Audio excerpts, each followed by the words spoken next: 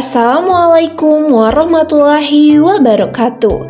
Alhamdulillahirabbil alamin. Wassalatu wassalamu ala asrofil anbiya'i war mursalin wa ala alihi wa ashabihi wa rasulillahi ajma'in. Amma ba'du. Yang terhormat dosen pengampu Bapak Ahmad Nurmizan Eshum MA. Perkenalkan, kami dari kelompok ke-6 yang beranggotakan yang pertama Almas Apriani dengan MPM 2111020006 dan saya sendiri Intan Sayang dengan MPM 2111020032. Hari ini kami akan membahas semantik yang meliputi definisi, sejarah perkembangan, jenis-jenis, dan manfaat dari semantik itu sendiri. Tonton video sampai habis ya.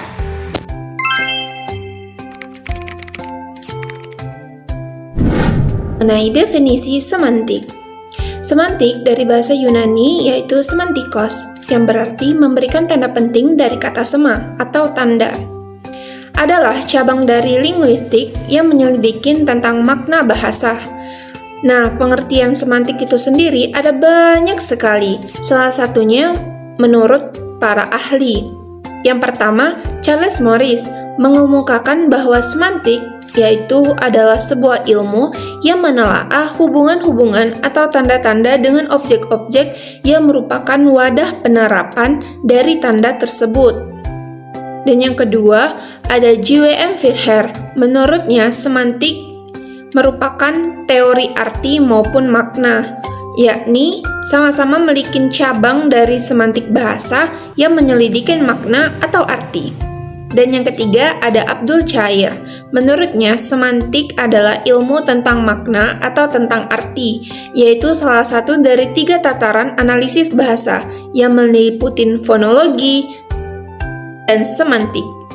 Dan yang terakhir itu ada KBBI atau menurut Kamus Besar Bahasa Indonesia, semantik adalah arti atau maksud pembicara maupun penulis atau pengertian yang diberikan pada suatu bentuk pembahasan.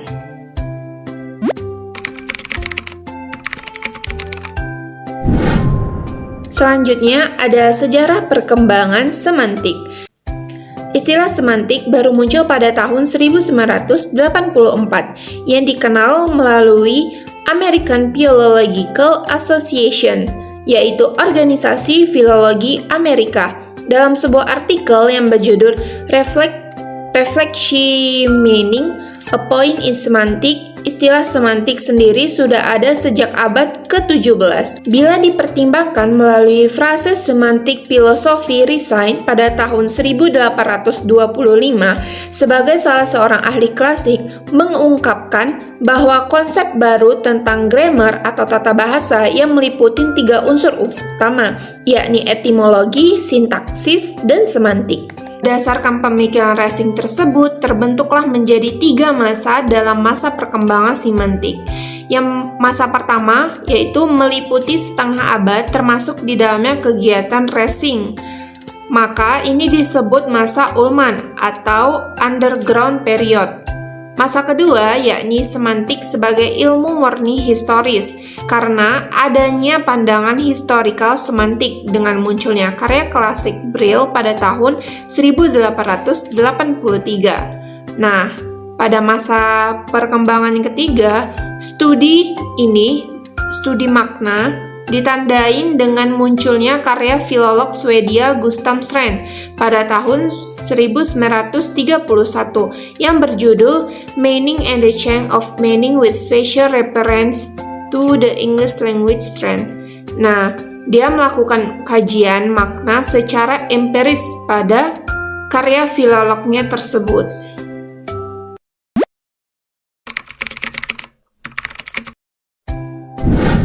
Di sini saya akan menjelaskan jenis-jenis semantik. 1. Semantik behavioris. Para penganut aliran behavioris memiliki sikap umum. Yang pertama, penganut pandangan behavioris tidak terlalu yakin dengan istilah-istilah yang bersifat mentalistik berupa main, konsep, dan idea. Yang kedua, tidak ada perbedaan esensial antara tingkah laku manusia dan hewan. Yang ketiga, mementingkan faktor belajar dan kurang yakin terhadap faktor-faktor bawaan. Dan yang keempat, mekanismenya atau determinasinya. Yang kedua, semantik deskriptif. Semantik deskriptif adalah kajian semantik yang khusus memperlihatkan makna yang sekarang berlaku. Yang ketiga, semantik generatif. Konsep-konsep yang terkenal dalam aliran ini adalah yang pertama, kompetensi, yaitu kemampuan atau pengetahuan bahasa yang dipahami itu dalam komunikasi. Yang kedua, struktur luar, yaitu unsur bahasa berupa kata atau kalimat yang seperti terdengar. Dan yang ketiga, struktur dalam, yaitu makna yang berada dalam struktur luar. Aliran ini menjadi terkenal dengan munculnya buku Chomsky tahun 1957 yang kemudian diperbarui. Yang keempat, semantik gramatikal. Semantik gramatikal adalah studi semantik yang khususnya mengkaji makna dan yang terdapat dalam satuan kalimat. Yang kelima, semantik leksikal. Semantik leksikal adalah kajian semantik yang lebih memuaskan pada pembahasan sistem makna yang terdapat dalam kata. Yang keenam, semantik historis. Semantik historis adalah studi semantik yang mengkaji sistem makna dalam rangkaian waktu. Yang ketujuh, semantik logika. Semantik logika adalah cabang logika modern yang berkaitan dengan konsep-konsep dan notasi simbolik dalam analisis bahasa semantik. Semantik logika mengkaji sistem makna yang dilihat dari logika seperti yang berlaku dalam matematika, yang mengacu kepada kata kajian makna atau penafsiran ajaran, terutama yang dibentuk dalam sistem logika oleh Carnap disebut semantik. Yang kedelapan ada semantik struktural. Semantik struktural bermula dari pandangan linguis struktural yang dipelopori oleh Saussure.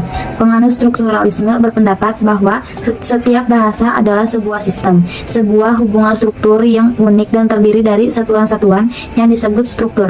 Struktur itu terjelma dalam unsur berupa fonem, morfem, kata, frase, klausa, kalimat, dan wacana yang membaginya menjadi kajian fonologi, morfologi, sintaksis, dan wacana.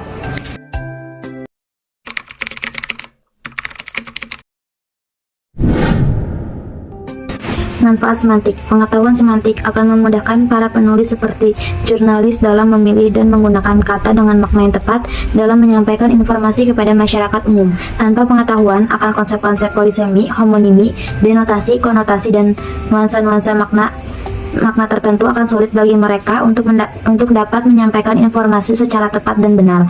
Bagi akademisi bahasa dan sastra, pengetahuan semantik akan banyak memberi bekal teoritis untuk menganalisis bahasa dalam penelitian bahasa atau untuk lebih menguasai, memahami bahasa spesifik yang sedang dipelajarinya. Bagi seorang guru atau calon guru, pengetahuan semantik akan memberi manfaat teoritis dan juga manfaat praktis. Manfaat teoritis karena seorang pengajar bahasa harus pula mempelajari dengan sungguh-sungguh akan bahasa yang diajarkannya. Sedangkan manfaat praktis akan diperolehnya berupa kemudahan bagi dirinya dalam mengkomunikasikan bahasa itu kepada murid-muridnya melalui berbagai makna yang tepat, guna yang dikuasai karena memahami semantik. Kesimpulannya yaitu, semantik adalah pembelajaran tentang makna. Kata semantik itu sendiri menunjukkan berbagai ide dari populer yang sangat teknis. Semantik di dalam bahasa Indonesia berasal dari bahasa Inggris semantics, dari bahasa Yunani sema atau nomina, artinya tanda, atau dari verba samaino, artinya menandai atau berarti. Istilah tersebut digunakan oleh para pakar bahasa untuk menyebut bagian ilmu bahasa yang mempelajari makna. Semantik merupakan bagian dari 3 tataran bahasa yang meliputi fonologi, tata bahasa, morfologi sintaksis, dan semantik. Jenis-jenis semantik yaitu: yang pertama, semantik behavioris. Yang kedua, semantik deskriptif. Yang ketiga, semantik generatif. Yang keempat, semantik gramatikal. Yang kelima, semantik leksikal. Yang keenam, semantik historis. Yang ketujuh, semantik logika. Dan yang kedelapan, semantik struktural.